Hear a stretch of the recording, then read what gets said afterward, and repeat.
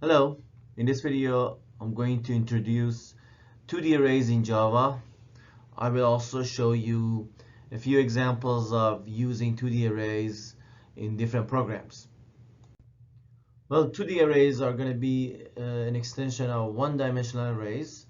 I'm going to introduce them in this very simple example.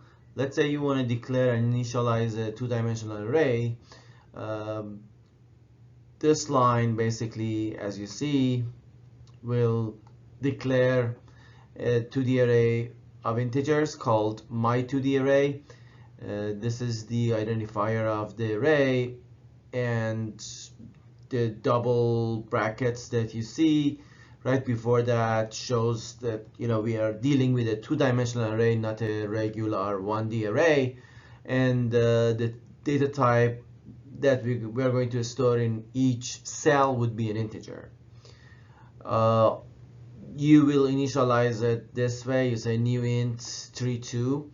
That's a simple rectangular shape two-dimensional array with 3 rows and 2 columns. I have drawn the content of this array. I will show you how to fill it up with different numbers, but the outline looks like a table with 3 rows and 2 columns. Row index 0 would be the first row index 1 would be the second row, and row index 2 would be the third row. Then I have 2 columns, column 0 and then column 1. So consider all of that. How do you initialize the value, or how do you set the value or assign different values to different sets, to different cells of this table? These two line assigns 10 and 20 to the first and second cell of the first row.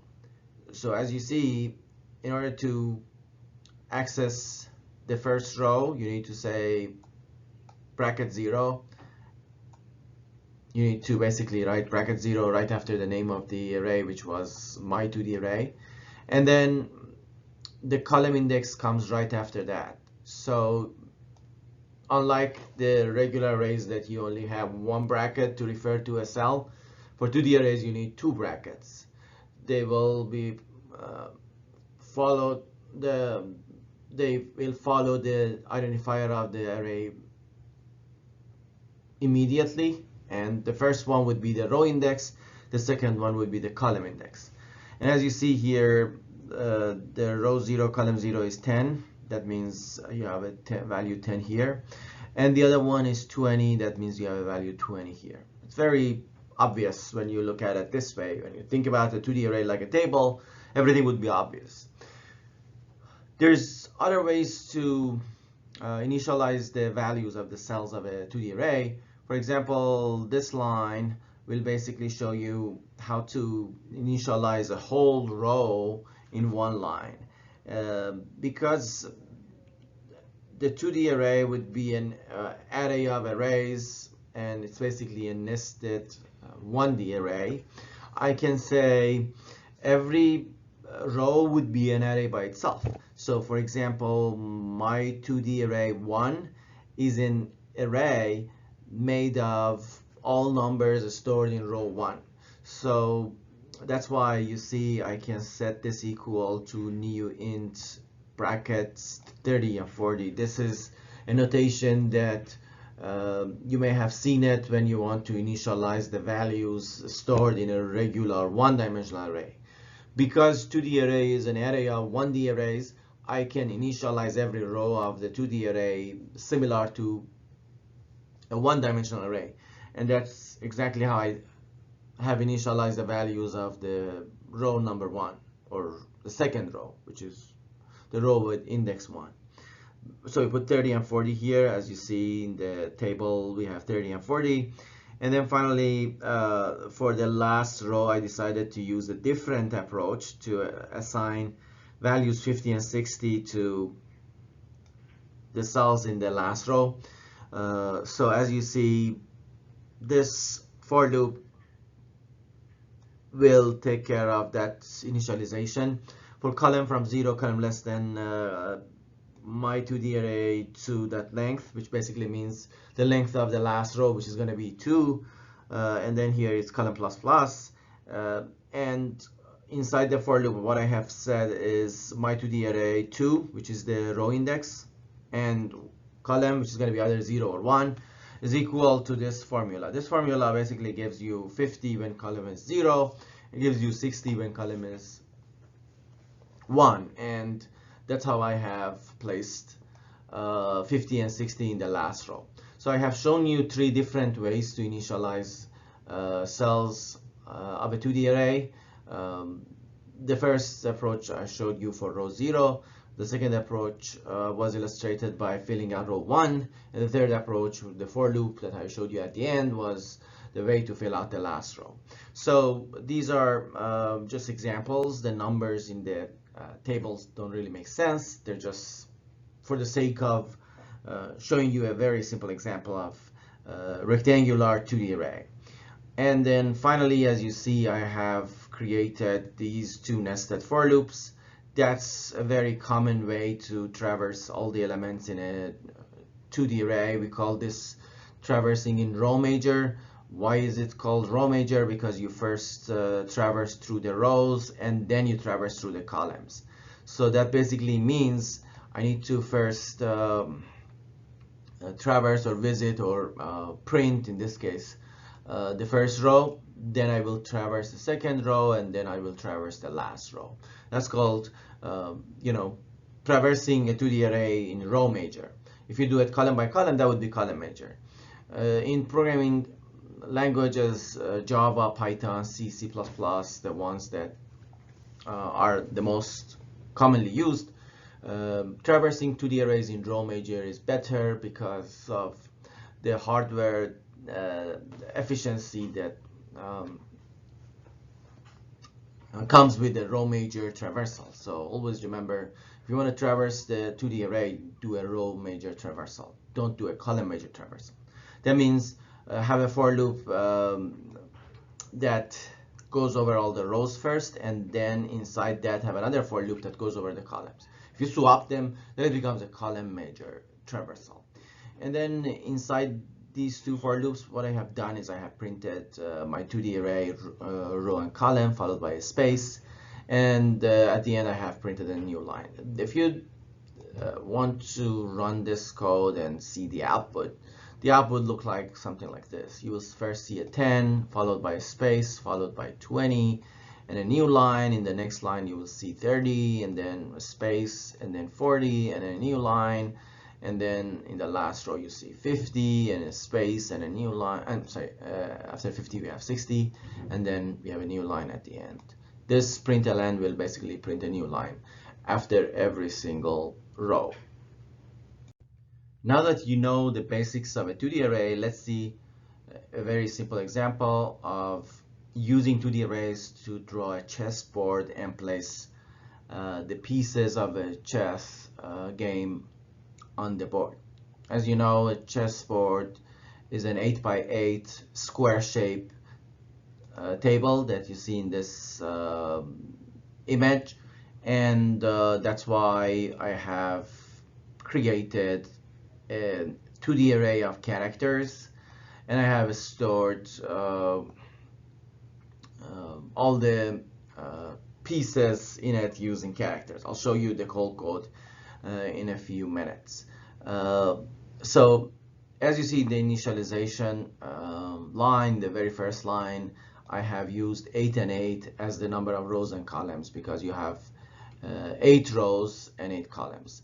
As you see, rows are labeled with numbers 1 to all the way to 8, but the way I think of this chessboard is a 2D array, so I will use the indices instead of the labels. So I will use index 0 here, index 1 here, all the way to index 6 and 7 for the ranks 2 and 1. The rows in a chessboard are called ranks, and the columns are going to be called files.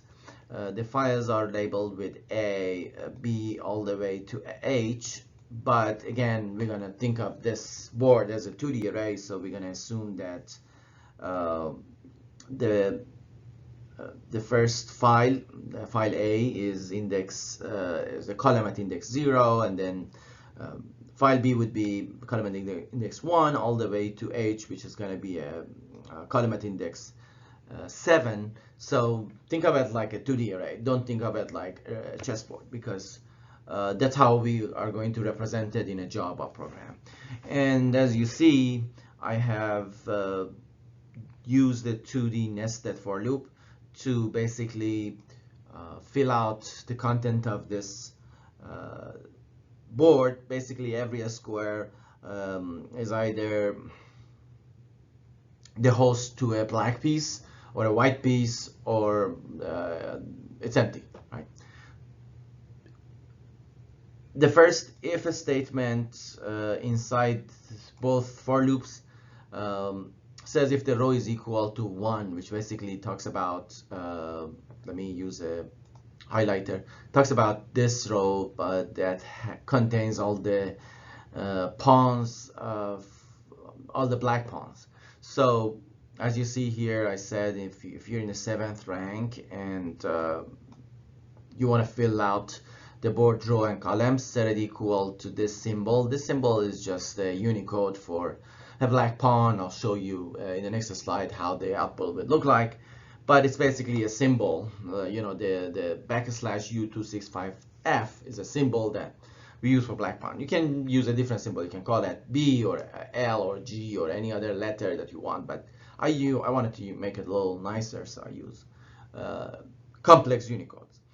And then the next else if, as you see, this one says if the row is equal to 6, then the board row and column should be equal to this symbol, which is a symbol for white piece, white pawn, I'm sorry. And then as you see, when the row is when the row is 6, we are basically dealing with rank 2, the one that you see in this chessboard image, and that's basically the 2nd rank. And then that's why, you know, I decided to fill out row 6 with white pawns. And then I said if the row is equal to 0, which means the very top rank on this image, which you can see all the pieces of all the black pieces, like black rook, black knight. This is rook. Let me use a okay, so this is the black rook, this is the black knight, this is bishop, queen, king, bishop, knight, and then rook again. So as you see here, I have said if row is equal to 0, I need to basically place all the black pieces there. In the column 0 or 7, we're gonna place a black rook, because column 0 and 7 means basically file A or file H, right? The first and last file. And this is basically a Unicode for the black rook. If the column is 1 or 6, that's going to be equivalent to file B or G. We're going to have knights. If it's if the column index is 2 or 5, that's going to be like 0, 1, 2. That's going to be a bishop, and then 3, 4, 5. That's another bishop. So that's why we place a black bishop symbol here. If the column is 3, that would be a queen, and if the column is neither of these previous ones, it must be 4, and that's gonna be representing file E, which is gonna be the host for the black king. And also, after you place all the black pieces, we move forward with row number 7, which is basically the rank number 1, and that's where you place the white pieces, similar to row equal to 0 if statement. Inside that, you need to consider all possibilities. We have 8 different columns. Each column is the host of one piece. For example, column 0 and 7 would be the white rook, column 1 and 6 should be basically the host for white knight. 2 and 5 would be white bishop, 3 would be white queen, and 4 would be the white king. And if row is none of the previous values, if row is not 7 or 0 or 1 or 6, then it's going to be the middle rows. It's going to be either 2, 3, 4, and 5. So in those situations, as I said, if the row is equal to 2 all the way to 5, this is row 2, row 3, row 4, and row 5. As you see, originally the squares are all empty. So that's why I've set the board row and column equal to an empty space.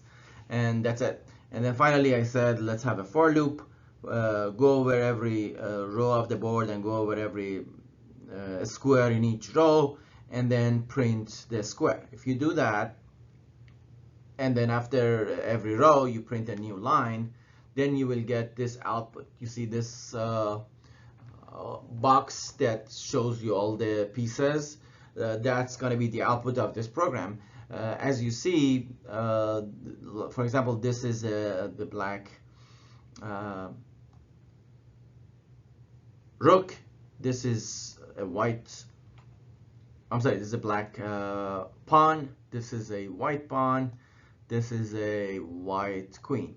The reason that you see them in the opposite way, for example, the black pieces are white and the white pieces are black, is because the background is black, so it's gonna negate all the colors.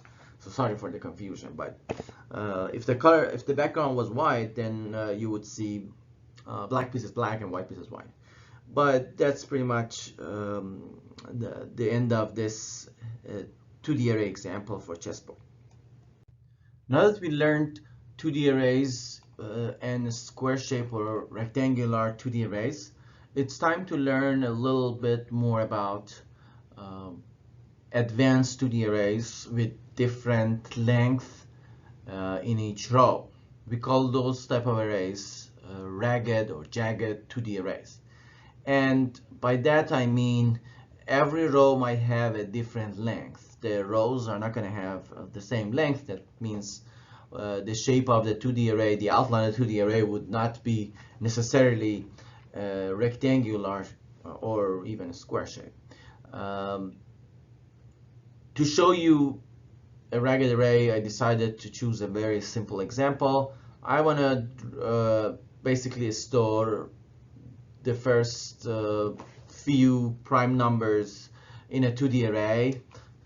What I want to do is I want to store all the prime numbers between 1 and 10 in the first row, all the prime numbers between 11 and 20 in the second row, all the prime numbers between 21 and 30 in the third row. Then the next row would be prime numbers from 31 to 40. The last row would be the prime numbers from 41 to 50. And as you see, each row might have a different number of elements.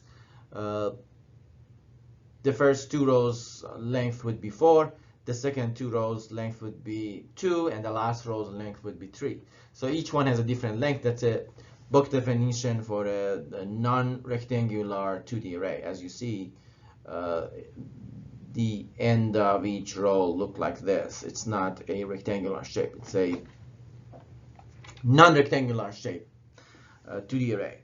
So how do you make such a 2D array in Java? I'll show you how. First, you need to initialize your 2D array. Similar declaration. So int double brackets, the name of the array, I call it ragged array.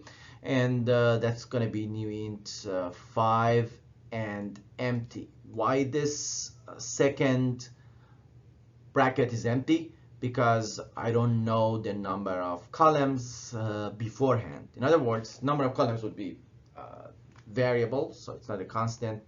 That's why I leave it empty, and that's totally fine.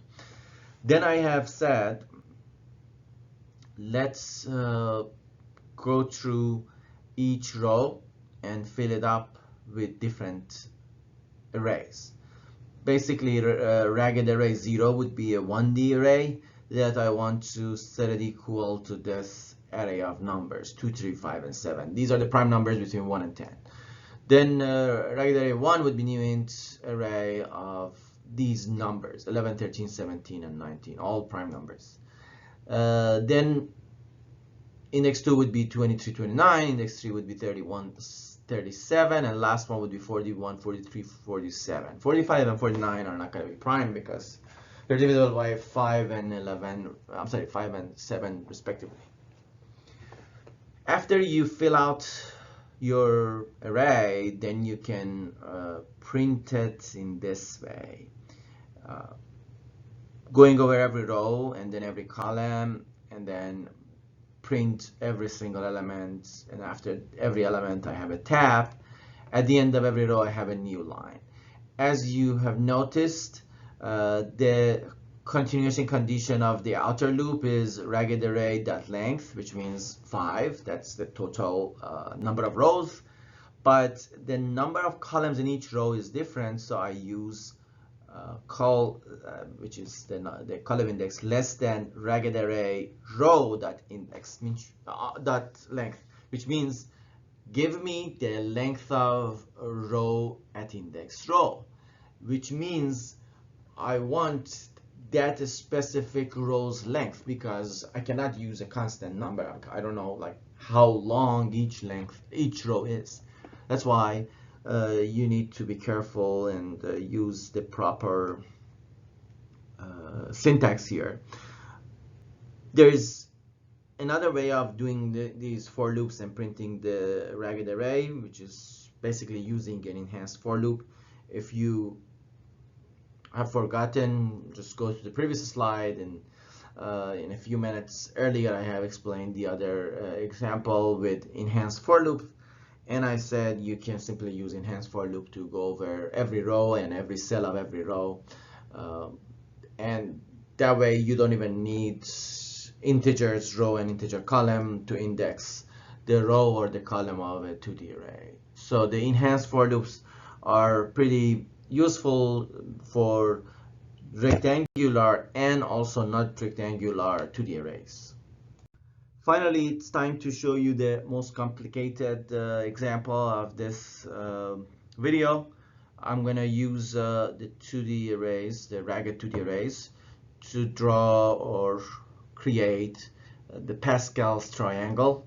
Pascal's triangle is a very famous triangle in computer science and math. I should say it's more in math and algebra. It's very easy to make if you want to use a pen and paper. In the first row you only have one number, and that would be 1. In the second row you have two numbers, 1 and 1, and then after that the following rows can be made using some recursive relation. In every row, the first and last element is going to be 1. So you see all the edge values are going to be 1. So that's always the case. That's the edge values, which are going to be all 1. The middle values, like this one, is calculated by adding the two top values. So 1 and 1 would be 2. Or for example, to calculate this one, you need to add the 1 and 2 on the top. Or to calculate this one, you need to add the 2 and 1 on the top. Or for example, to calculate this one, you need to add 6 and 4 on the top. So basically, every item would be the sum of the two top items. And that's how it is, right? That's the way to draw the Pascal's triangle. Basically, every row can be drawn or can be calculated using the previous row. It's a very interesting triangle. How do you make it in Java? Well, let's find out. Here I have 6 rows: row index 0, row index 1, row index 2, row index 3, row index 4, and row index 5. And as I said before, you can just create a 2D ragged array like this. It's a non-rectangular, so I know only the row number, which is 6. I don't know how many columns we have because in each row you have a different number of columns. In the first row you have 1 column, in the second row you have 2 columns, in the last row you have 6 columns. So as you come down, the number of columns will increase.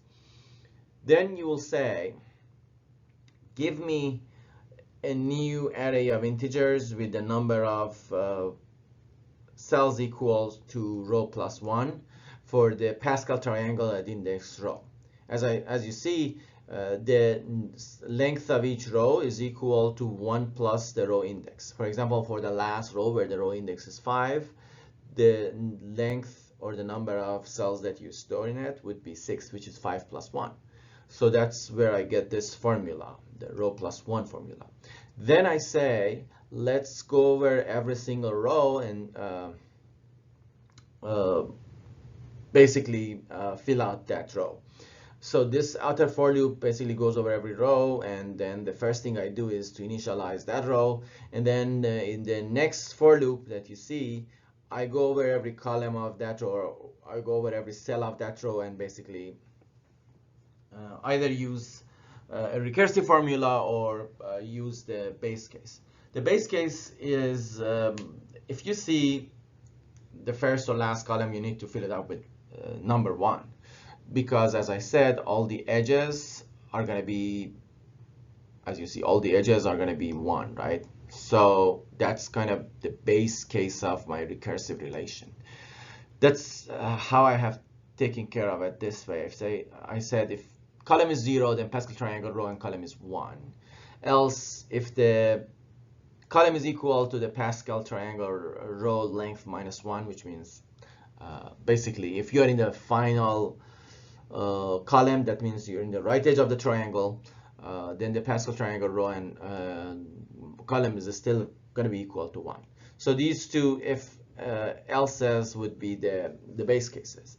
The else part is the recursive relation that is going to fill out the internal cells of the triangle. Basically, it's not going to take care of the edges anymore. It's just going to use the recursive relation that I mentioned earlier. It says Pascal triangle of row and column. That means the cell at index row and the column index column should be equal to the Pascal triangle row minus 1 and column, and plus Pascal triangle row minus 1, column minus 1. So as you see, the value would be the sum of 2 cells in the previous row. That's why you see row minus 1, right? And then the column index would be col and col minus 1. So that's how you build your Pascal triangle. And then you can basically either use an enhanced for loop or a regular for loop to print the content of this triangle out at the end.